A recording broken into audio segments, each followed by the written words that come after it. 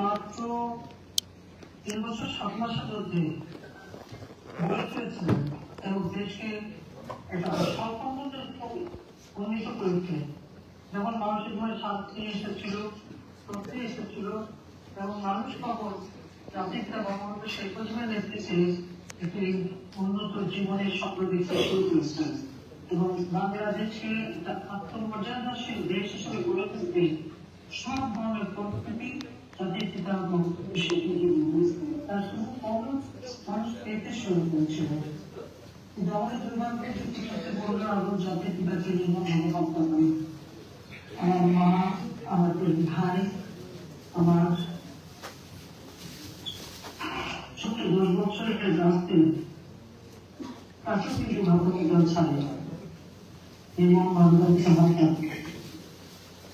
এছাড়া জাতির স্বাধীনতাকে হত্যা করেন। আমি স্বাধীনতাকে শ্রদ্ধা জানাই। এরপর বাড়িতে শুরু হয় হত্যা, খুন, রাজনীতি, অবৈধভাবে ক্ষমতা দখলের রাজনীতি।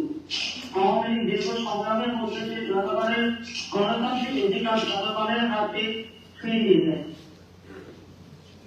দেশের মানুষ যাতে উন্নত জীবন পায় সেভাবে আওয়ামী লীগ কাজ শুরু করে, তার সম্পদ দেশবাসী পেতে শুরু করে।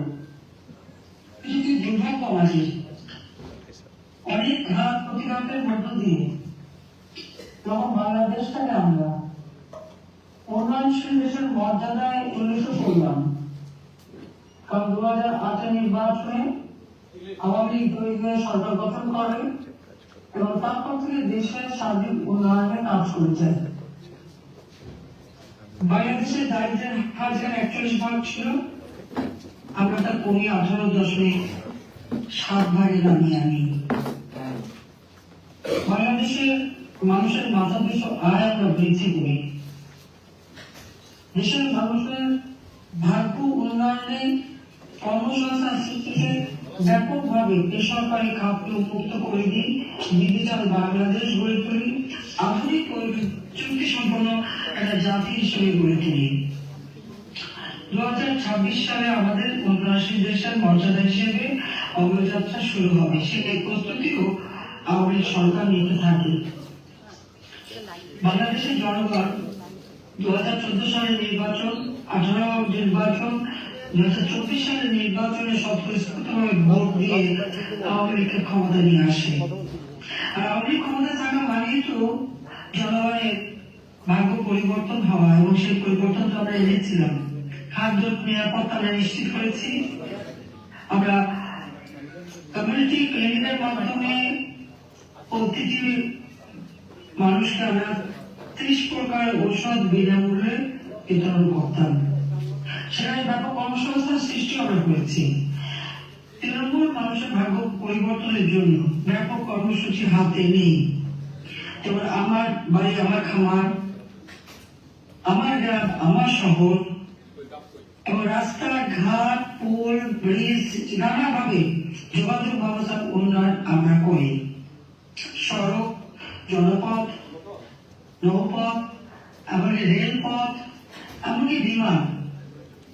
অত্যন্ত ভাঙাচোরা একটা বিমান নিয়ে চলত, সেটা আধুনিক প্রযুক্তি সম্পন্ন ড্রিপ লাইনার পর্যন্ত আমরা বিমানে সংযুক্ত করি।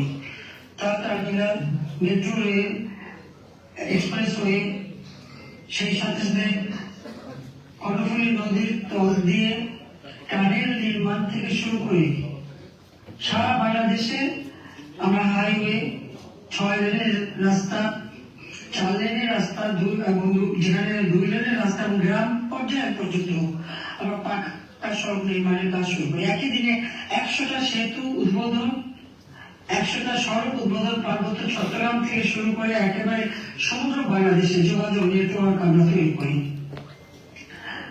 বাংলাদেশের প্রত্যেকটা সেক্টরে আওয়ামী সরকার উন্নত করে। উন্নয়নের ছোঁয়া তৃণমূল পর্যায় পর্যন্ত আগে গ্রামগুলির চেহারা পাল্টে যায়। মানুষের কর্মসংস্থান সৃষ্টি করি। Digital training, computer training, incubation centre গড়ে তুলে আমরা দক্ষ ডিজিটাল পদ্ধতিতে যারা শিক্ষিত সেই জনগোষ্ঠী গড়ে তোলা পদক্ষেপ নিই। জেলায় জেলায় আমরা বিশ্ববিদ্যালয় গড়ে তুলি। কলেজ করে দিই, কৃষি বিষয়ে গবেষণার উপর আমরা গুরুত্ব দিই, খাদ্য নিরাপত্তা নিশ্চিত করে কোনো মানুষ অন্তত ক্ষুধার্ত ছিল না।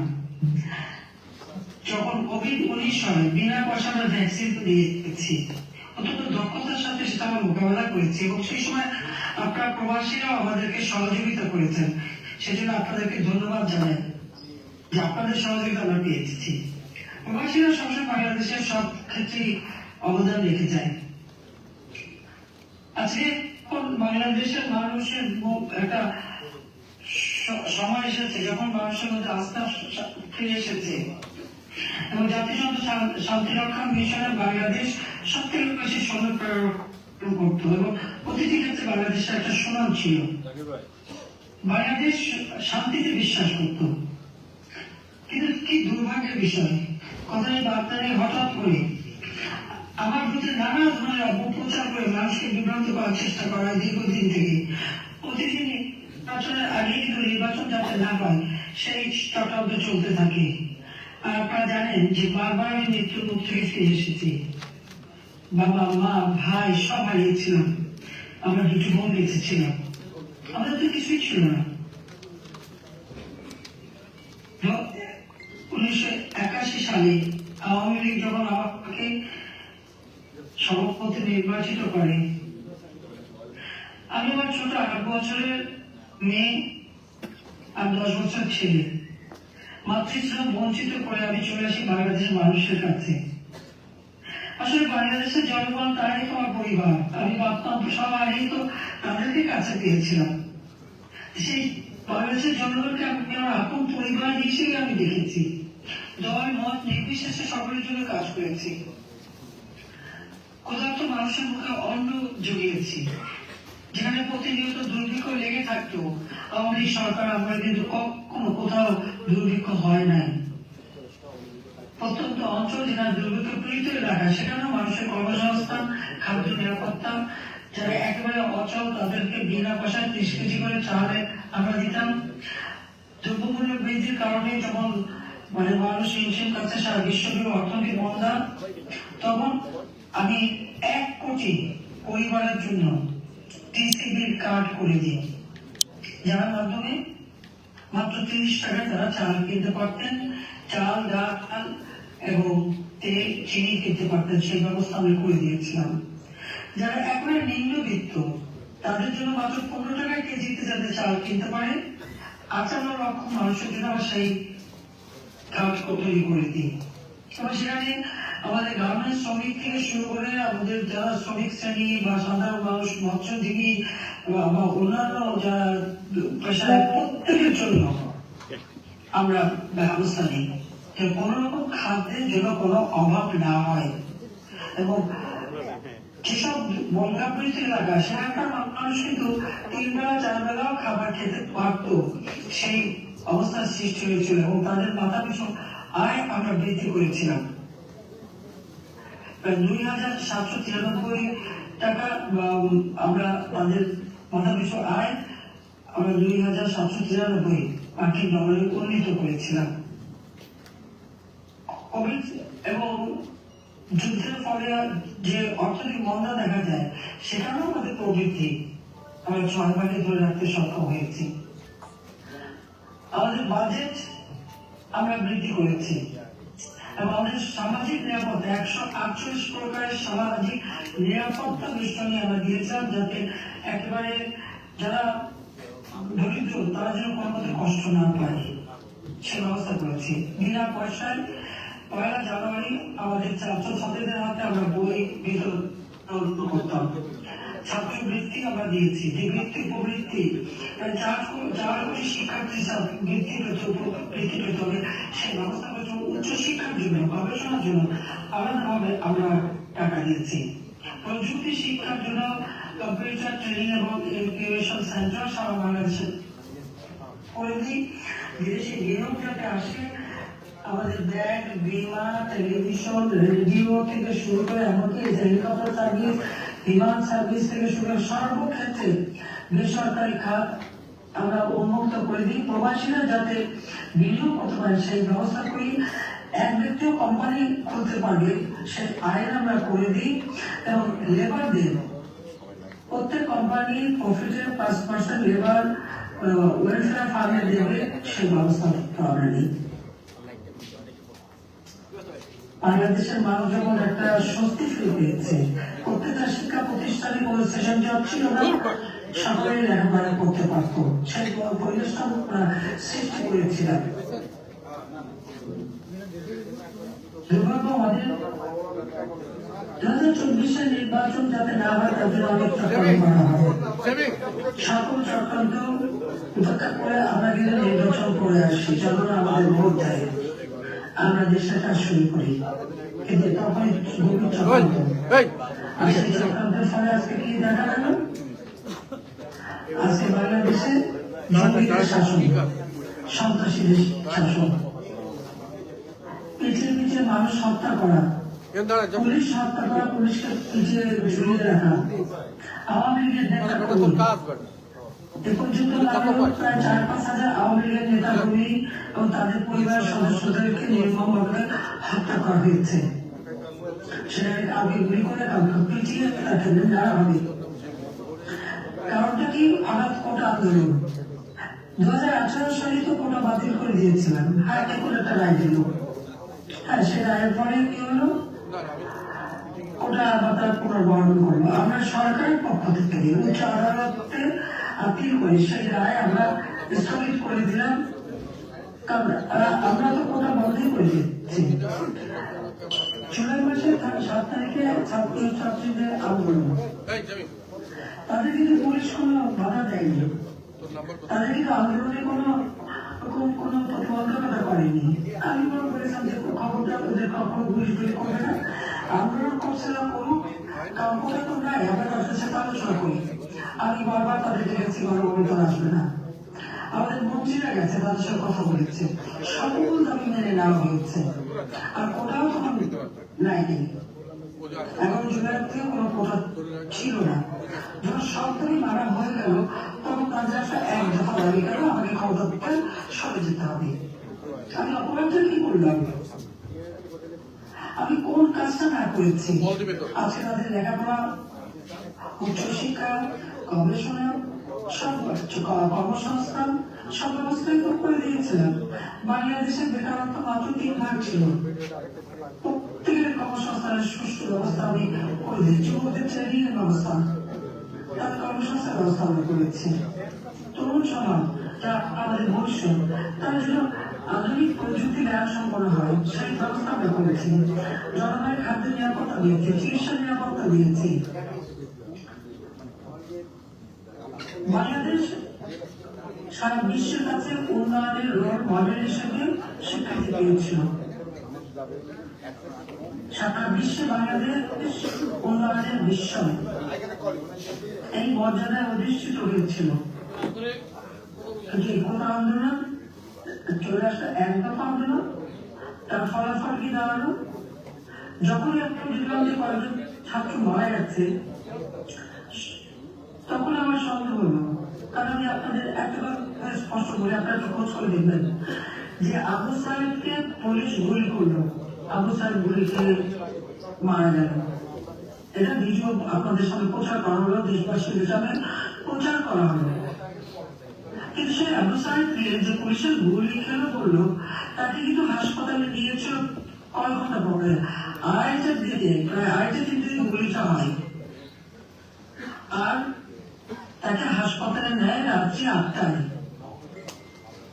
গুলি খাওয়া একজন রোগীকে সাথে সাথে হাসপাতালে নিতে হয়, তার গুলি বের করতে হয়, তাকে চিকিৎসা করতে হয়, তাকে বাঁচাবার চেষ্টা করা লাগে, কিন্তু তাকে কিন্তু হাসপাতালে নেয় নাই। কেন? কারণটা কি? রহস্যটা কি?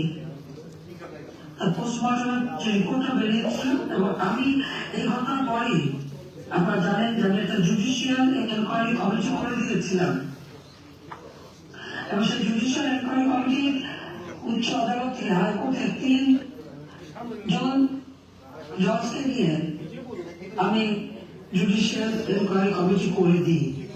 তারা কিন্তু কাজও শুরু করেন, এমনকি রংপুরে তারা ভিজিট করেন। কি দুর্ভাগ্যের বিষয় এরপর একটা পাটা লাশ পড়তে থাকে।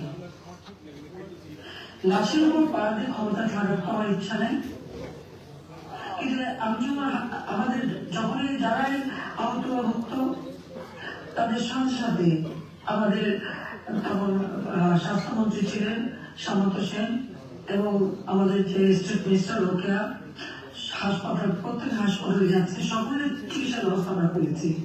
সেখানে দলমত নির্বিশেষে আমাদের ছাত্রীরা তাদের সেই চট্টগ্রামে ছাদের থেকে ছেড়ে দিয়েছে। চার টানে প্রত্যেক তাদের ফেলে দেওয়া, হাত কাটা, রক কাটা, পরিচালনা পরেও তাদের উপরে নির্যাতন। এইভাবে আওয়ামী লীগ ছাত্রলীগের নেতা কর্মীদের উপর অকথ্য অত্যাচার নির্যাতন শুরু হলো এবং তাদেরও হত্যা করা হলো। এমন কোন জেলা নেই, থানা নেই যেখানে আওয়ামী লীগের নেতা কর্মীর ঘর বাড়ি জারি করে ছাড়খাড় করা হলো। মেট্রো রেল থেকে শুরু করে পুলিশ সরকার, এটা যে আমাদের সেই নোবেল সুৎখর ইউনুস তার মেটিকুলাসলি ডিজাইনের একটা অংশ। কারণ দিল্লি আন্দোলনের ব্যাপারে আপনাদের মনে আছে মীর বিনতানের অনুষ্ঠানে সেগুলো স্পষ্টভাবে বললো যে এই আন্দোলনের কোনো নেতৃত্ব ছিল না, তা দেখেন নাই। এই আন্দোলনের কোনো ছাত্র বা কারো কোনো কিছু করার ছিল না। এটা হলো তার মাস্টার মাইন্ড দ্বারা মেটিকুলাসলি ডিজাইন করে এই আন্দোলন করা হয়েছিল এবং সেভাবে সে আমাকে ক্ষমতাচ্যুত করেছে এবং সে ক্ষমতা এসেছে।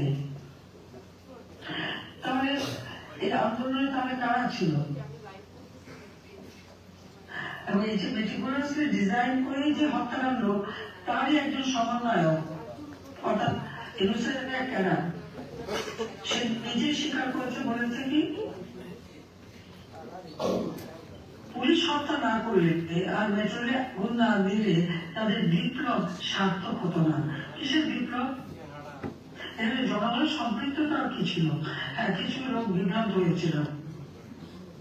আমি দেখছি অনেকে, অনেক শিক্ষিত সমাজ, অনেকে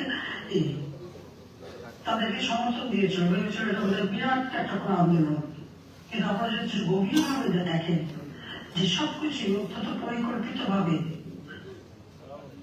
তাদের বিশেষ প্রশিক্ষিত সন্ত্রাসীদের দ্বারা এই ঘটনা ঘটিয়েছে। সেই জিনেভা ক্যাম্পের যারা বিহারি, মিরপুর এবং মোহাম্মদপুর, তাদেরকে বিভিন্ন বস্তি, কিছু মাদ্রাসার ছাত্রছাত্রী, কিছু আমাদের অন্যান্য বিশ্ববিদ্যালয়ের ছাত্রছাত্রী, কলেজের ছাত্রছাত্রী, তাদেরকেও তারা সম্পৃক্ত করেছে এবং যারা ছাত্র না তাদের জন্য সাদা প্যান্ট, কালো প্যান্ট, সাদা শার্ট তৈরি করে ফলস আইডি কার্ড পরিয়ে তাদেরকে মাঠে লাগিয়েছে ছাত্র হিসেবে। তাদের ব্যাগে কি থাকতো? অথবা ধারালো অস্ত্র, এবং এইভাবেই তারা কিন্তু এই হত্যাকাণ্ডগুলি ঘটাতে শুরু করে। কিন্তু পরবার দোষ দিয়ে গেছে সরকারের উপর। আমাদের পুলিশ বাহিনী তো কোনো মেটাল বুলেট ব্যবহার করেনি, পুলিশ, সেনাবাহিনী, মিডিয়া তারা তো গুলি করেনি। হ্যাঁ, পুলিশ যখন হত্যা করে, যখন পুলিশের লাশ ঝুলাচ্ছিল সেই সময় পুলিশ তাদেরকে রক্ষা করতে চেষ্টা করেছে। আত্মরক্ষার অধিকার কিন্তু সকলেরই আছে। এবং আপনাদের আমেরিকায় আপনারা দেখেছেন যে পুলিশ একটু হাত পা নাড়ালেই গুলি করে মেরে ফেলে। এটা আমাদের পুলিশ অত্যন্ত ধৈর্য তখন দেখিয়েছিল। কিন্তু আজকে তাদের বিরুদ্ধে মামলা, তাদেরকেও হয়রানির শিকার করতে হচ্ছে এত ধৈর্য দেখানোর পরেও। আওয়ামী লীগ এবং সহযোগী সংগঠনের নেতা কর্মীদের হত্যা, গ্রেপ্তার, নির্যাতন, বাড়িঘর, ব্যবসা প্রতিষ্ঠান অগ্নিসংযোগ করে লুটপাট করা হচ্ছে, আবার তাদের বিরুদ্ধেই হত্যা মামলা দেওয়া হচ্ছে। পুরো জিনিসটাই যে সাজার একটা নাটক করে হাজার হাজার প্রচার খরচ করে ক্ষমতা এসেছে, এটা কোনো সন্দেহ নেই। আমার প্রশ্ন হচ্ছে যে দেশটা আজকে উন্নত ছিল, সেই দেশটাকে এইভাবে সর্বনাশ করার কি অধিকার ছিল? আজকে রিমান্ডে নিয়ে অত্যাচার করা হয়, ছেলেমেয়েরা আমাদের মাকে হত্যা করে, ছেলেকে নামকে বাড়িতে আগুন দিয়ে মা ও চাচিকে পর্যন্ত হত্যা করেছে, সেটাও তাদের সেই বড় ঘটনা গত বছর 7 ডিসেম্বর। গত পরশুই বগুড়ায় যেখানে আমাদের যুবলীগের কয়েকজন কর্মী মৃত্যুবরণ করে, তাদেরকে হত্যা করা হয়। এ পর্যন্ত ওই কারাগারে বগুড়া কারাগারে 8 জনের মতো মৃত্যুবরণ করেছে। তাদেরকে সেনাবাহিনী ধরে নিয়ে যেত, অকথ্য নির্যাতন করেছে, যখন মুমূর্ষু অবস্থায় তাকে পাঠিয়ে দিত এবং সেটা তার যেমন তোমার গোপালগঞ্জের 2 জনকে এইভাবে পিছিয়ে জেল পাঠিয়ে তারপর তাকে হত্যা করেছে। আমার প্রশ্ন হচ্ছে, যৌথ বাহিনী তারা জনগণের নিরাপত্তা দেবে না এই যারা এই সন্ত্রাসী কর্মকাণ্ড করে তাদের রক্ষা করবে আর তাদেরকে সহযোগিতা করবে? এদের কাজ তো জনগণের পাশে দাঁড়ানো, নির্যাতিতদের পাশে দাঁড়ানো। সেনাবাহিনী বা পুলিশ বাহিনী বা যৌথ বাহিনী তাদের একটা ইমেজ আমি তৈরি করেছিলাম যে তারা জনগণের বন্ধু। কারণ আন্তর্জাতিক ভাবে আমাদের সশস্ত্র বাহিনী, পুলিশ বাহিনী তারা স্বাধীনতার সাথে কাজ করে, কাজে তাদের ভাবমূর্তিতে যত উজ্জ্বল হবে তত আমাদের সুনাম বাড়বে। কিন্তু আমরা এই আন্দোলন তারা গুলি করে নাই, আমি করতে দেয়নি, কিন্তু পরবর্তীতে আমরা যে দেখি তারা পেট্রোল বাহিনী কাজ করছে। কি আশ্চর্য বিষয়, তাদের সামনে পিটিয়ে পিটিয়ে হত্যা করছে, পিটিয়ে পিটিয়ে মারছে, আর তারা বসে দাঁড়িয়ে দেখছে। এই জাতিদের পাশে দাঁড়ায় না। জনগণের আস্থা বিশ্বাস যদি কোনো বাহিনীর উপর না থাকে তারা কোনোদিনই সাফল্য অর্জন করতে পারে না। যাদের দায়িত্ব বহিঃশত্রু আক্রমণ থেকে দেশকে রক্ষা করা, জনগণের সমর্থন তাদের প্রয়োজন হয়, কিন্তু সন্ত্রাসীদের রক্ষা করে জনগণের বিরুদ্ধে গেলে পরে ওই আস্থা বিশ্বাস না থাকে কেউ সফল হতে পারে না। পাকিস্তানি হানাদার বাহিনীর 96,000 লোক ছিল, তারা তো আমাদের কাছে পরাজিত হয়েছিল মুক্তিযোদ্ধাদের কাছে। কেন? কারণ জনগণের আস্থা বিশ্বাস ছিল না, তাই তাদের পরাজিত হতে হয়েছিল, তাদের আত্মসমর্পণ করতে হয়েছিল মিত্র বাহিনীর কাছে। এ কথাটা মনে রাখা উচিত। আজকে যদি সেই পাকিস্তানিরা যারা আমাদের পরাজিত তাদের যদি অনুসরণ করতে যায় তো দেশ তো সর্বনাশের পথে যাবেই। আচ্ছা, মনে হলো যেন পাকিস্তানের মানে একটা কিছু পেলেই যেন তারা বিগলিত হয়ে পড়ে, এরকম কিছু লোকের চরিত্র আমরা দেখতে পাচ্ছি।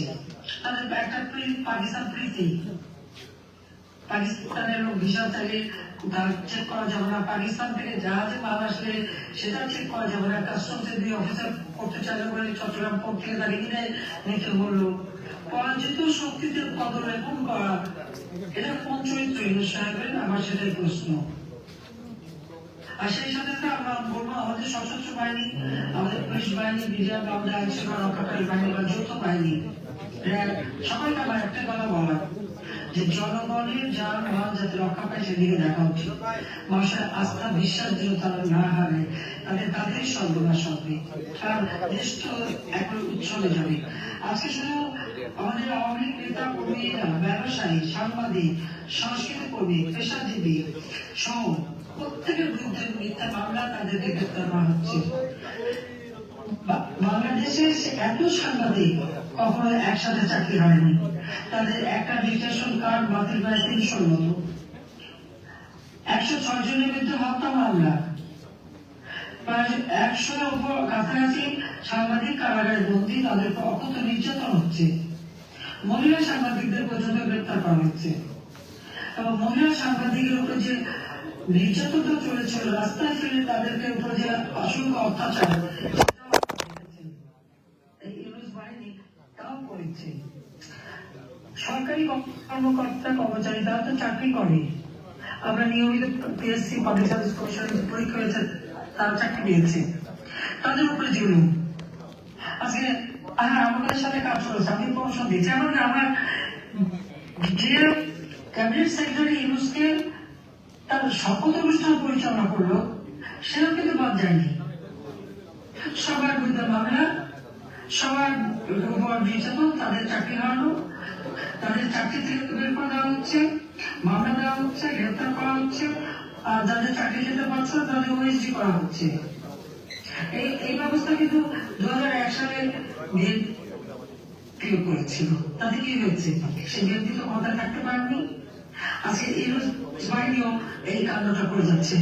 তো সরকারি কর্মকর্তা কর্মচারীরা চাকরি করে, যে সরকারকে আসুক তারা তাদের যেখানে পদায়ন করবে তারা সেখানে থাকবে, যে নির্দেশ দেবে সেটাই মানবে। আমাদের আইন শৃঙ্খলা রক্ষাকারী সংস্থা, সশস্ত্র বাহিনী অথবা আমাদের সরকারি কর্মকর্তা কর্মচারী, এটাই তো তাদের নিয়ম। তাদের উপরে জুলুম কেন? তাদেরকে ওএসডি করে রাখা হচ্ছে, সেখানে আবার বাঁচা হচ্ছে। কারা আওয়ামী লীগ করে তাদেরকে বাদ দিতে হবে, কোন পরিবার আওয়ামী লীগ তাদের বাদ দিতে হবে। তো আমার প্রশ্ন হচ্ছে, আন্দোলন হলো বৈষম্য বিরোধী আন্দোলন। তো বৈষম্য বিরোধী আন্দোলনের ফসলটা কি? ব্যাপকভাবে বাংলাদেশে বৈষম্য সৃষ্টি করা। আওয়ামী লীগ একটানা ক্ষমতা ছিল 4 বার। আওয়ামী লীগ আমলে তো দেশের উন্নতি হয়েছে, অবনতি তো হয়নি। আর এই সরকারি অফিসার প্রত্যেকেই সুস্থ আইন শৃঙ্খলা রক্ষা করেছে, দেশের মানুষের আত্মসমাজে উন্নতি করেছে। বাংলাদেশ আমরা মাত্র 15 বছরের মধ্যে বদলে যাওয়া বাংলাদেশ। আমার তরুণ সমাজ, তাদেরকে আমি বলবো যে একটু পিছনে ফিরে তাকান, একটু দেখুন এই বাংলাদেশ কোথায় ছিল। 2009 এর পূর্ব পর্যন্ত বাংলাদেশ কি অবস্থায় ছিল। তখন যাদের হয়তো জন্ম হয়েছে বা তারা হয়তো 4-5 বছর, 7 বছর, 8 বছর বা 10 বছর এলো, তারা তো দেখেনি, তাদেরও তো অতটা উপলব্ধি নেই। আজকে তারা পরিবর্তনটা দেখুক, যে আওয়ামী লীগ সরকার থেকে জনগণের কল্যাণ করেছে, ভালো করেছিল, এই তরুণ সমাজের জন্য উজ্জ্বল ভবিষ্যৎ নিশ্চিত করেছিল, না জঙ্গি শাসন করেছিল। তরুণ সরকার আমাকে স্বেচ্ছাচার বলে, ফ্যাসিস্ট বলে। আমি আপনাদের অনুরোধ করবো, কে ফ্যাসিস্ট আপনারা একটু তুলনা করে দেখেন। আমার সময় আমি প্রথম বাংলাদেশের টেলিভিশন বেসরকারি খাতে মুক্ত করে দিই। তরুণ সাহেবের গ্রামীণ ফোন ব্যবসাটা আমি দিয়েছিলাম তাকে, কারণ মোবাইল ফোন বেসরকারি খাতে উন্মুক্ত করে এই ব্যবসা করার সুযোগ আমি দিই। গ্রামীণ ব্যাংকে হাজার হাজার কোটি টাকা মানি লন্ডারিং করে সে নিয়ে গেছে। যতদিন এমডি ছিল গ্রামীণ ব্যাংকে কোনদিন অডিট করেনি। আজকে অডিট করার পর বেরিয়েছে 25,000 কোটি টাকা সে মানি লন্ডারিং করে বিদেশে পাচার করেছে। গ্রামীণ ফোনের টাকা সে বিদেশে পাচার করেছে। এখনো বিটিআরসি তার কাছে কয়েক হাজার কোটি টাকা পায়, 6,000 কোটি টাকা পাও না। নিজের ট্যাক্স 666 কোটি টাকার ট্যাক্স, উচ্চ আদালতের নির্দেশ ছিল সে ট্যাক্স সে দেবে। 6 তারিখে আদালতের রায় হওয়ার কথা, সে 5 তারিখে আন্দোলন শুরু করানো। এটা হঠাৎ করে হয়নি। কেন? তাদের ট্যাক্স দিতে না হয়, সেই জন্য সরকারকে উৎখাত করতে হবে। তার বিরুদ্ধে দুর্নীতি দমন কমিশনে এই গ্রামীণ ব্যাংকের অর্থ আত্মসাৎ করা সেই মামলা হয়েছিল। শুধু তাই না, একটা কোম্পানির 5% লেবারদের ওয়েলফেয়ার ফান্ডে দিতে হয়। কোনদিনই লেবারদের ওয়েলফেয়ার ফান্ডে 1 পয়সাও দেয়নি, সব পয়সা সে মেরে খেয়েছে। এবং সেখান থেকে 25 কোটি টাকা প্রস্তুত করে সে ঘুষ দিয়েছে। 2 লেবারের যারা আন্দোলন করেছিল তাদের প্রেসিডেন্ট সেক্রেটারিকে একজনকে 3 কোটি টাকা করে ঘুষ দেয়। এমনকি অ্যাটর্নি জেনারেলকে ঘুষ দেওয়ার জন্য টাকা সাথে অ্যাটর্নি জেনারেল সেটা নেয়নি। তখন জিনিসটা ফাঁস হয়ে যায়, জনসম্মুখে চলে আসে।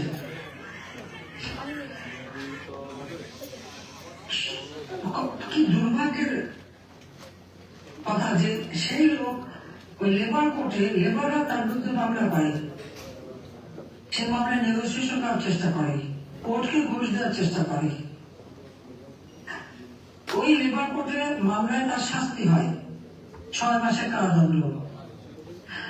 আজকে আমরা যখন দেখি যে একটা মানুষ আইনি সহায়তা পায় না, আমার প্রশ্ন, ইউনূস সাহেবের যখন কোর্ট সাজা দিল, তারপর সে জামিনের আপিল করলো, সরকারের পক্ষ থেকে আমরা তো কোনো বাধা দেয়নি।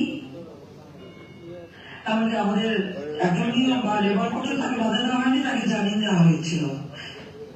আজকে যে সে ক্ষমতা আছে, সে কিন্তু লেবারদের করা তার নিজের কোম্পানি লেবারদের করা মামলায় সাজাপ্রাপ্ত আসামি। হ্যাঁ, ক্ষমতায় যেদিনই আসে তারপরেই তার ওই 666 কোটি টাকার ট্যাক্স মাফ, ওটা মাফ হয়ে গেছে। তার মধ্যে দুর্নীতির মামলাগুলি এক এক তা তুলে দেওয়া হয়েছে। তাহলে কি ক্ষমতা তার দখলে নিজেকে বাঁচানোর জন্য? কিন্তু যে কালিমালা সেটা কিন্তু লেগে গেছে। এবং আপনারা একটা জিনিস দেখেন, যত জঙ্গি সন্ত্রাসী ছিল তাদেরকে সে মুক্ত করে দিয়েছে, জেল থেকে ছেড়ে দিয়েছে। নরসিংদী জেল খুলে দিয়েছিল, সেখানে সব সেখানে কয়েকজন জঙ্গিও ছিল বন্দী, তাদেরকে সে ছেড়ে দিয়েছে। হলি অটিজমের ঘটনার কথা সকলের মনে আছে। সেই ঘটনার থেকে তদন্ত করে যারা দোষী তাদের শাস্তি দেওয়া হয়েছে, তার জেলে ছিল, তাদেরকে মুক্ত করে দিয়েছে। 21শে আগস্ট গ্রেনেড হামলা, আমি তো বারবার হামলার মুখোমুখি হয়েছি। আল্লাহ রাব্বুল আলামিন কেন কিভাবে আমাকে বাঁচিয়েছে আমি জানি না, বারবার বেঁচে গেছি। 13টা গ্রেনেড ছোড়া হয়েছিল, 11টা ফুটেছিল ওখানে। আমার নেতা কর্মীরা মানবঘাত রচনা করে আমাকে রক্ষা করেছিল, আমার স্ত্রী কুচি লোক জীবন দিয়েছিল। আবির রহমান সহ 24 জন তখন মারা যায়, 25 জন মারা যায়, তার পরবর্তী আরো প্রায় 20-25 জন আহত অবস্থায় ধীরে ধীরে মৃত্যুবরণ করে। এখনো আমাদের অনেক নেতা কর্মী, সমস্ত সরিষা স্প্রিন্টার, কাজী জাফরুল্লাহ থেকে শুরু করে আমাদের ছাত্রলীগের সাবেক প্রেসিডেন্ট সেক্রেটারি থেকে শুরু করে অনেক নেতা, প্রায় আমাদের 700 নেতা কর্মী আহত হয়। তখন বিচারও হয়নি, তদন্ত হয়নি। 2007 সালে সরকার এসে এই তদন্ত শুরু হয়। আমরা তো মামলাও করতে পারিনি, আমাদের মামলাও নেয়নি। চল্লিশ সাহেব এবং সাবির চৌধুরী ডিরেক্টর মামলা করতে ছিলেন, সে মামলা নেবে না, করে হারে ফিরে ভেতর চলে আসতে হয়েছিল। যার তত্ত্বাবধায়ক সরকার এসে তদন্ত করে, তারপর সেই বিচার হয়। যারা সাজাপ্রাপ্ত আসামি তাদের সবাই মুক্ত করে দিয়েছে। তবে আমার প্রশ্ন, তাহলে ওই গ্রেনেড হামলায় যেখানে আমরা শুনেছিলাম জাতির পিতার হত্যাকারীরা জড়িত ছিল এবং খাওয়া মন থেকে চক্রান্ত হয়েছিল, তাহলে ইন্ডিয়া সবাই জড়িত ছিল, তাহলে কি ইন্দুসাগর এদের সাথে ছিল? সেও কি ওই 21শে আগস্ট গ্রেনেড হামলার মানে ইসের সাথে জড়িত? আমাদের সেটাই মনে হচ্ছে যে সেবার সবাই জড়িত ছিল। তাহলে এদেরকে ছেড়ে দেবে কেন? দুর্দৃশ্য সন্ত্রাসী যে কটা বন্দিখানায় সবাইকে সে মুক্ত করে দিয়েছে।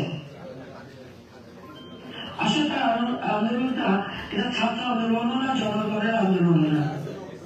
এই সন্ত্রাসীদের সাথে তার একটা সম্পর্ক ছিল এবং তাদের সাথে তার ওই মেটিকুলাস ডিজাইনের মাস্টার মাইন্ড সে নিজেই হচ্ছে খুনি, এবং সে এদেরকে ব্যবহার করেছে। এদেরকে ব্যবহার করেই তারা সে এই আন্দোলনের নামে গণহত্যা চালিয়ে দেশকে একটা চরম বিপদের মধ্যে ফেলে দিয়েছে। আর ন্যায় বিচার পাওয়ার অধিকার নাই। একজন যদি কারাগারে বন্দিখানা নিয়ে যাচ্ছে, আমাদের বয়স্ক নেতা সে রমেশ চন্দ্র বাবু থেকে শুরু করে হাতে হাতে পড়াবে, যেভাবে হাতে হাতটা পড়িয়ে রাজনীতির নেতা নিয়ে যায়, আবার পুলিশ তাদের হামলা করছে। এসব উন্নয়নের কথা, ন্যায় বিচার পাওয়ার অধিকার যে মানুষের চাই। আজকে তাদেরকে কোর্টে আইনজীবী যেতে পারে না। যেকোনো একজন যদি মামলা আসামি হয়, রাষ্ট্রের দায়িত্ব থাকে, সে যদি আইনজীবী নিয়োগ দিতে না পারে, তাহলে তার কাছে আইনজীবী তাকে সরকারের পক্ষ থেকে দিতে হবে।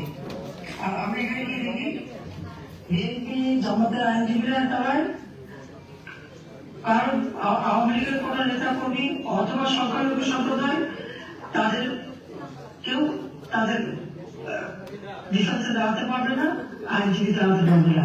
এমনকি আপনারা জানেন যে চিন্ময় কৃষ্ণ দাসকে হামলা করেছে।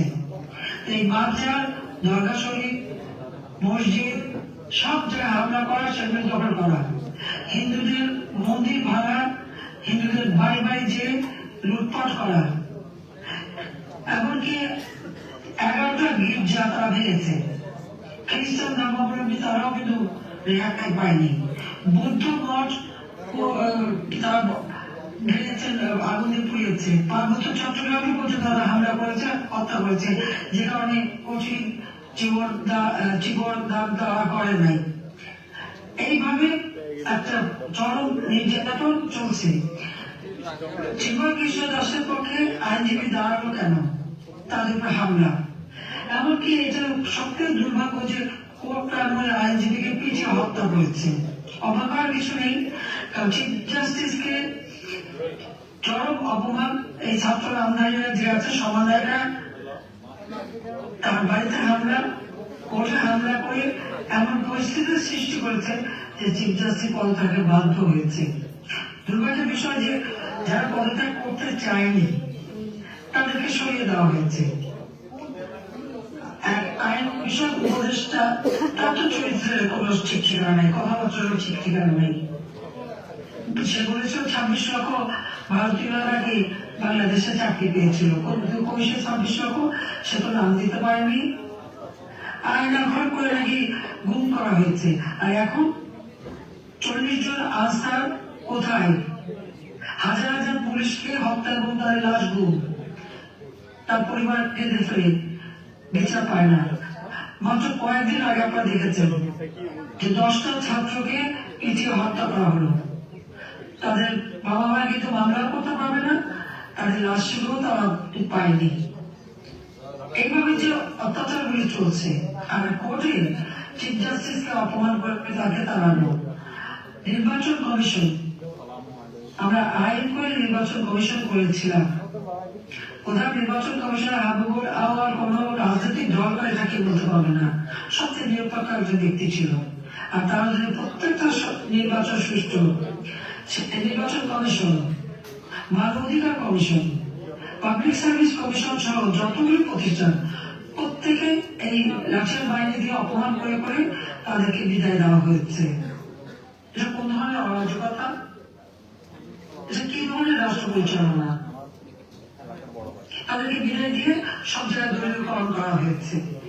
বৈষম্যহীন সমাজে সব বৈষম্যই সৃষ্টি করা হচ্ছে, একেবারে দলীয় বসিয়ে দেওয়া হচ্ছে সব জায়গায়। প্রত্যেকটা জায়গায় দলীয়করণ হয়, জামাত বিএনপির লোক সব জায়গায় আজকে বহাল তবিয়তে। জঙ্গিদের সব ধরনের বদল এবং ইউনূস সাহেবের এজেন্ট নিয়োগ করা আছে। আমি আগেও বলেছি আপনাদের, শুধু ঢাকার জন্যই 40 জন এজেন্ট তার।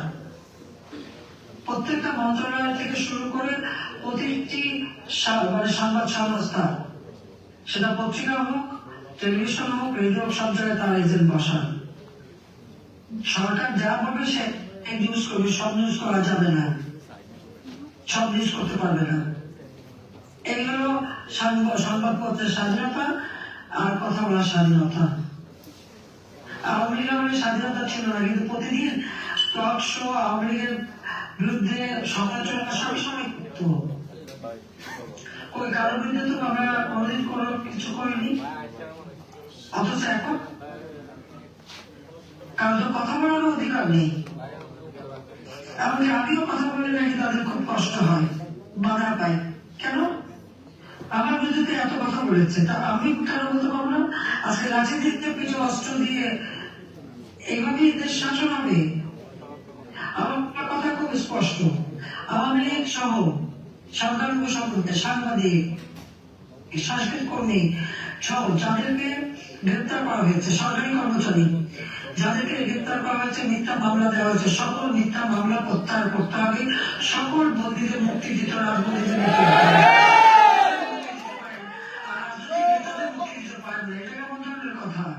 যাদের ঘর বাড়ি আওয়ামী লীগের সে জেলা থেকে নিয়ে ঢাকা শহর থেকে নিয়ে আপনারা জানেন 3 নম্বর পর্যায়ে পর্যন্ত কারো ঘর বাড়ি নাই, ব্যবসা প্রতিষ্ঠান, এমনকি আপনারা প্রবাসী, তাদেরও সেই ঘর বাড়ি লুটপাট এবং জ্বালিয়ে দেওয়া হয়েছে।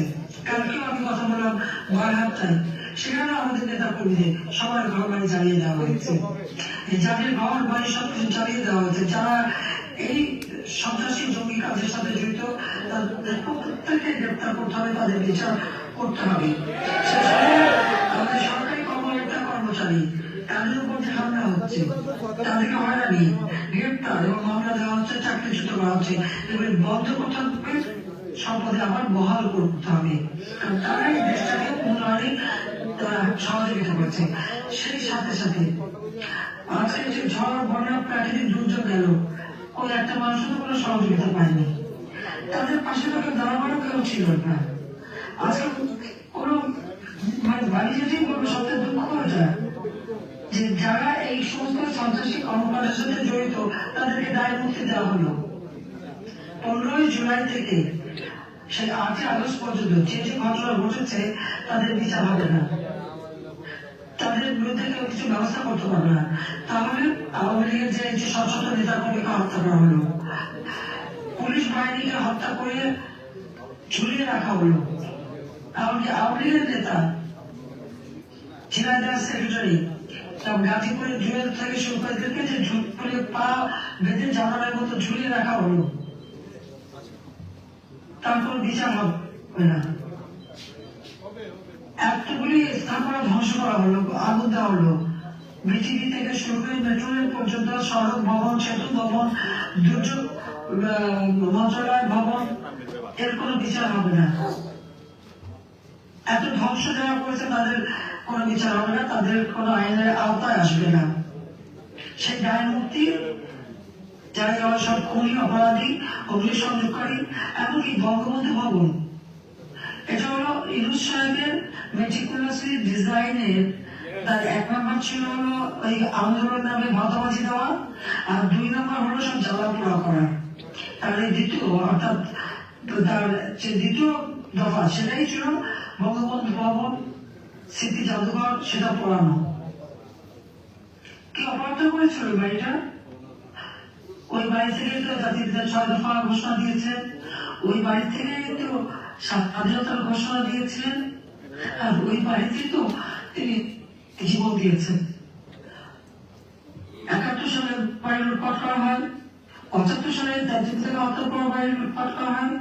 তারপর যেটুকু অবশিষ্ট ছিল, আমরা তো 2 বোন উত্তরাধিকার সূত্রে সম্পত্তি পেয়েছে, আমরা তো ভোগ করিনি। আমরা তো তার জনগণকে দান করে দিয়েছিলাম, বঙ্গবন্ধুর স্মৃতি জাদুঘর সৃষ্টি করেছিলাম, বঙ্গবন্ধু মেমোরিয়াল ট্রাস্ট করে আমরা শত শত ছাত্রছাত্রীদের বৃত্তি দিতাম। আমরা আমাদের এই 21 আগস্ট আহত নিহত পরিবার, তাদেরকে প্রতি মাসে মাসোহারা দেওয়া, যারা দুস্থ তাদেরকে মাসোহারা আমরা দিতাম। আমরা জনগণকে দান করেছিলাম। আর পৃথিবীর কত বড় বড় নেতারা, দেশের রাষ্ট্রপ্রধান, সরকার প্রধান, তারা সবাই আসলে ওই বাড়িটা ভিজিট করেছে, দেখেছি। ওই চমৎকার হলোগ্রাম করে দিয়েছিলাম, যারা বঙ্গবন্ধু 7 মাসে ভাষণ দেখা যেত, সব জ্বালিয়ে পুড়ে শেষ। ওই স্মৃতিটুকু পুড়িয়ে দিল। এটা তার মেটিকুলাসলি ডিজাইনের দ্বিতীয় পর্ব ছিল। গণভবন সরকারি ভবন, সেটা তারা লুটপাট করেছে, হামলা করেছে, এবং ইউনুস সাহেব নিজেই তো তার সমন্বয়কদের নিয়ে, উপদেষ্টাদের নিয়ে সেটা লুট করতে গিয়েছিল।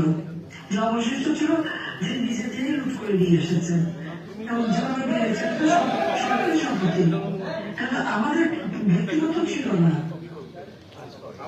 শুধু এখানেই না, আপনারা দেখেন প্রত্যেকটা জায়গায় অগ্নিসংযোগ এবং ভাঙা এবং লুটপাট। সংসদ ভবন হামলা করা, সংসদ ভবনের কাগজপত্র আগুন দিতে পারেনি, তাই জেলে দিয়ে এসছে। কত ঐতিহাসিক দলিল সেখানে ছিল, চমৎকার লাইব্রেরি আমরা করেছিলাম, সেগুলি তারা ধ্বংস করেছে। সংসদ ভবনে হামলা, সেখানে বসে সিগারেট, এই ছাত্ররা সিগারেট খাচ্ছে, সমন্বয়করা কিভাবে অপমান করা, অর্থাৎ আইন সভাকে অপমান করা, জুডিশিয়ারিকে অপমান করা, প্রশাসনকে অপমান করা। একটা রাষ্ট্র পরিচালনা করতে তিনটা অত্যন্ত গুরুত্বপূর্ণ তিনটা স্তর থাকে, সেটা আইনসভা, বিচার বিভাগ এবং এক্সিকিউটিভ, অর্থাৎ লেজিসলেটিভ এবং এক্সিকিউটিভ। সব কটা মানে যেগুলি পদ্ধতি সবই ধ্বংস করে দেওয়ার চেষ্টা। কেন? জিজ্ঞেস করেন। সেই ধ্বংসযজ্ঞ করছিল। নিজের চেহারা বানাতে উনি ভাজা মাছ উঠে খেতে পারে না, সব যেন একেবারে বৃদ্ধি হয়ে যাচ্ছে, সেটা না, কিন্তু সে নিজে এই মেটিকুলাসের সব পদ্ধতি সবকিছু তারই, সেই হচ্ছে মাস্টারমাইন্ড, এবং তার সাথে তার মাস্টারমাইন্ডরা আছে, তারা এই কাজগুলি করে বেড়াচ্ছে। একেবারে হাতে তুলে একটা দেশকে ধ্বংস করা, কিন্তু মানুষের পাশে সবচেয়ে কষ্টের, যেখানে মানুষের খাবার দাবার সব ব্যবস্থা করেছিলাম, আজকে সেখানে ডাস্টবিন থেকে মানুষ খাচ্ছে, সেই ছবিও দেখা যায়। এখানে আমার কথা হলো, চাল, ডাল, তেল, লবণ, ডিম, পেঁয়াজ, মাছ, মাংস, সব সবজি, প্রত্যেকটা নিত্য প্রয়োজনীয় জিনিসের দাম কমাতে হবে। এখানে সব মানুষের করার ক্ষমতার আওতার বাইরে চলে গেছে। মানুষ কাজ পায় না, ওই দিন মজুর, খেটে খাওয়া মানুষ, রিক্সাওয়ালা, কেউ টাকা কামাই করতে পারছে না, কেউ অত বছর করতে পারছে না, সবার বর্জন বন্ধ, সকলের পেটে লাথি মেরেছে এই। আজকে সরকার ওদের মধ্যে চল নির্যাতন, আওয়ামী লীগ নেতা কর্মীদের উপরে নির্যাতন, এগুলো সব বন্ধ করতে হবে। এবং মানুষ আজকে চুরি ডাকাতি প্রতিনিয়ত, কারণ জীবনের তো নিরাপত্তা নেই, যে কোনো সময় যে কোনো বাড়িতে ঢুকে যায়। সংসদ ভবনে প্রত্যেকটা সংসদ সদস্য তাদের যে ফ্ল্যাটগুলিতে তারা সেশন চলার সময় থাকতো, ডিজাইনের অংশ হিসেবে তাদের সমন্বয়করা, এবং যে সমস্ত যে লোকদেরকে ছাত্র সাজিয়ে এনে আন্দোলন করেছে, প্রত্যেকটা ঘর ভেঙেছে, জিনিসপত্র লুটপাট করেছে, চুরি করেছে, এরপর পুলিশের হাতে দিয়েছে। আর আমাদের তো সবই আছে, সুধা সদর জয়পুতুলের বাসা, সেটাও লুটপাট, দিনের পর দিন সেখানে লুট করে দিয়ে যাচ্ছে, দিয়ে গেছে সব। কাজে এইভাবে আমাদের আওয়ামী লীগ বা স্বাধীনতা সপক্ষ মুক্তিযোদ্ধা সংখ্যালঘু সম্প্রদায় কাউকেই ছাড়েনি, সবার উপরে জুলুম অত্যাচার, এই জুলুম অত্যাচার বন্ধ করতে হবে। শিক্ষা প্রতিষ্ঠানগুলিতে হামলা, ব্রেনের প্রশ্ন, একটার পর একটা শিক্ষা প্রতিষ্ঠান ধ্বংস করে দিচ্ছে। আর সেখানে কি ছাত্রলীগ যাওয়ার মতো তারা লেখাপড়া করতে পারবে না, আওয়ামী লীগ যাওয়ার মতো তাদের ছেলে মেয়েরা স্কুল কলেজে যেতে পারবে না।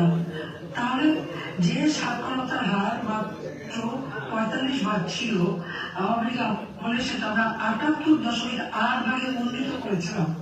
আজকে যদি যে বিপুল সংখ্যক ছাত্রছাত্রী পড়তে না পারে, তাহলে সাক্ষরতার হার কত চিন্তা করেছেন? বাংলাদেশের মানুষ এখন মাথাপিছু আয় কমে যাচ্ছে, জিডিপিও কমে যাচ্ছে, আজকে অর্থনীতি সম্পূর্ণ ধ্বংস করে দিয়েছে। এমনকি শেয়ার মার্কেটের টাকা পাচার করে দিচ্ছে, তারা লক্ষ কোটি টাকা পাচার হয়ে যাচ্ছে। একদিকে অর্থনৈতিক ভাবে দেশটাকে ধ্বংস করেছে, রাজনৈতিক ভাবে আওয়ামী লীগকে শেষ করবে। মানে আওয়ামী লীগকে শেষ করার চেষ্টা তো তোদের বাপ আইয়ুব খানও চেষ্টা করেছিল।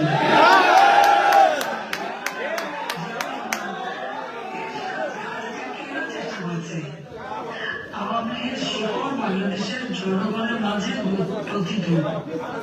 1949 সালের প্রতিষ্ঠার লগ্ন থেকে এই আওয়ামী লীগ এবং 48 সালের ছাত্রলীগের প্রতিষ্ঠার লগ্ন থেকে এই ছাত্রলীগ বাংলাদেশের জনগণের ভাষা আন্দোলন, জনগণের স্বাধীনতার আন্দোলন সবই তারা করেছে। আওয়ামী লীগ করেছে, কত নেতা কর্মী কতজন জীবন দিয়ে গেছে, সেভাবেই তো তারা প্রতিষ্ঠা করছে। আওয়ামী লীগকে একেবারে শেষ করে দেবে সেটা কেউ পারবে না। নির্বাচনের নামে প্রহসন করবে, হ্যাঁ দলীয় লোক দিয়ে কমিশন গঠন করেছে।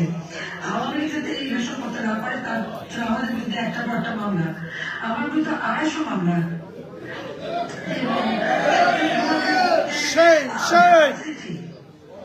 যা আমরা যুদ্ধ বিচারের জন্য গঠন করেছিলাম, জাতির পিতা করেছিলেন যুদ্ধাপরাধীদের বিচার, সেটা বন্ধ করেছিল জিয়াউর রহমান, তাদেরকে ক্ষমতা এনেছিল যুদ্ধ অপরাধীদের। আর এরপর আওয়ামী লীগ সরকার আসার পরে আমরা যুদ্ধ অপরাধীদের বিচার করার জন্য যে আদালত তৈরি করি, সেই আদালতে আমার মামলা, আর যুদ্ধ অপরাধীদের ডিফেন্সে যে ছিল সে হয়ে গেছে চিফ প্রসিকিউটর, আর বিএনপির একটা দল এবি পার্টি, তার চেয়ারম্যান হয়ে গেছে চেয়ারম্যান। এদের কাছে কি ন্যায় বিচার পাবেন? আর আমার মধ্যে আওয়ামী লীগের নেতাদের মধ্যে সব যেসব হত্যা মামলা আপনারা দেখেছেন ইতিমধ্যে 35 জন যাদেরকে আমি হত্যা করেছিলাম বলে আমার মধ্যে মামলা দিয়েছে, সেই 35 জন জীবিত হয়ে ফিরে এসেছে।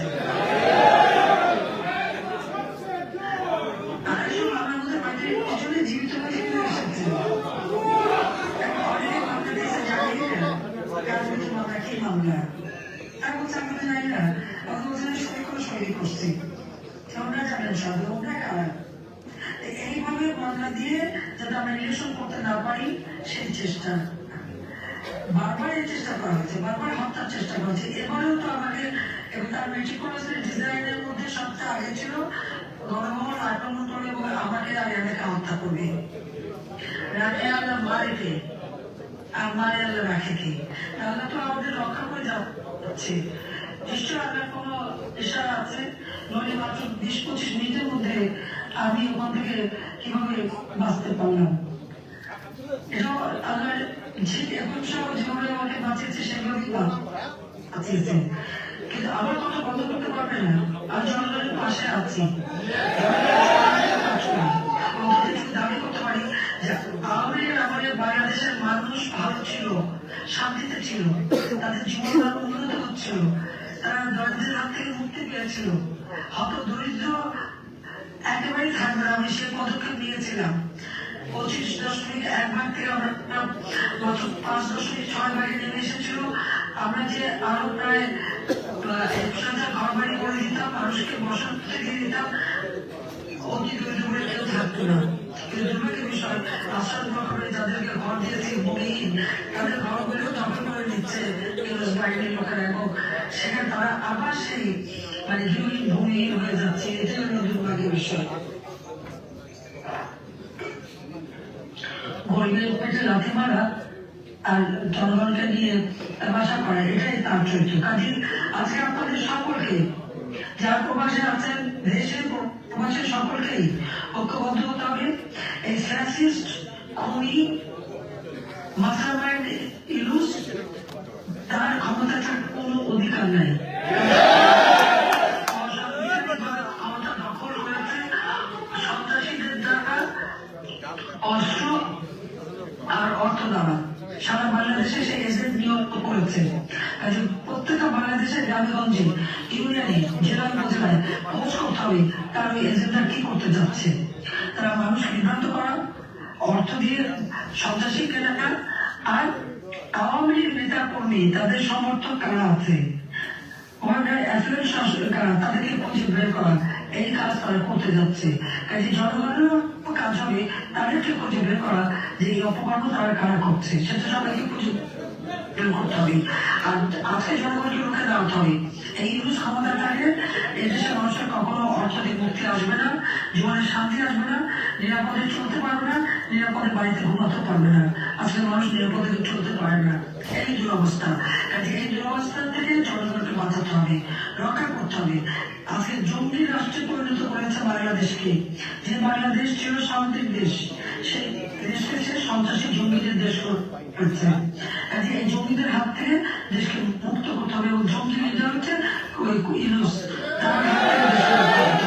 তার জন্য এটাই আমার নির্দেশ যে দেশের মানুষকে মুক্ত করতে হবে, দেশের মানুষের শান্তি ফিরিয়ে আনতে হবে, দেশের মানুষের খাদ্য নিরাপত্তা দিতে হবে, মানুষকে উন্নত জীবন দিতে হবে।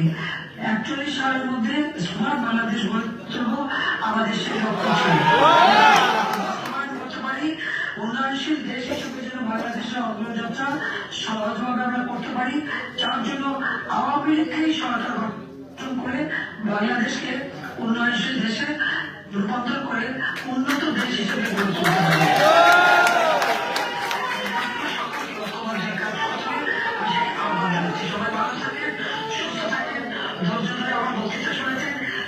সবাইকে আমার আন্তরিক ধন্যবাদ জানাই, কৃতজ্ঞতা জানাই।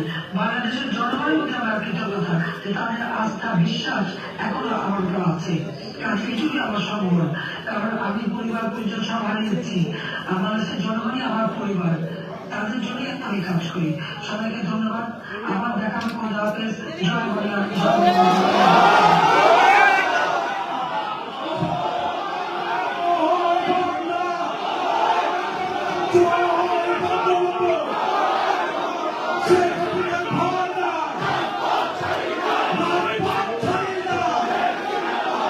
দিয়েছি তো রক্ত,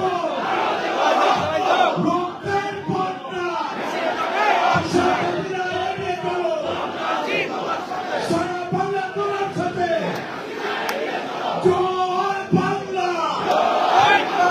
জয় বঙ্গবন্ধু, রাজাকারের রাস্তাটা চালিয়ে দাও, পুড়িয়ে দাও, আমি তো প্রেসিডেন্টকে বলবো আপনি আসছেন। হিন্দুস্তান দুই সালে, সুদামানো তালে তালে, জয় বাংলা, জয় বঙ্গবন্ধু, শেখ হাসিনার ভয় না, রাজপথ ছাড়ি না, শেখ হাসিনা বীরের বেশে, আত্মা বীরের বাংলাদেশে, শেখ হাসিনা বীরের বেশে, আত্মা বীরের বাংলাদেশে, দিয়েছি তো রক্ত, রক্তের বন্যা, জয় বাংলা, যুক্তরাষ্ট্রের মাটি, নিউ ইয়র্কের মাটি, শেখ হাসিনার ভয় না, আমরা আছি লক্ষ ভাই, জয় বাংলা।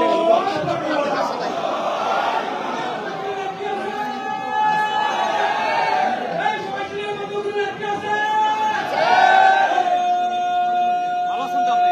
ইনশাআল্লাহ। থ্যাংক ইউ, আপনার অনুষ্ঠান দেখি আমি।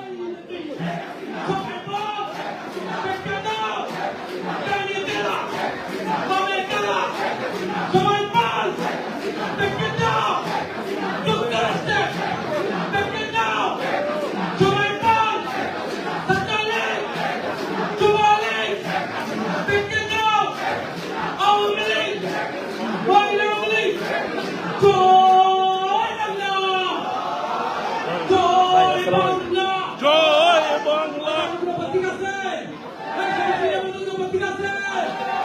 আজকেই ফিরবেন? এখনই একাই আসছেন নাকি? হ্যাঁ, আরো কয়েকজন আছে।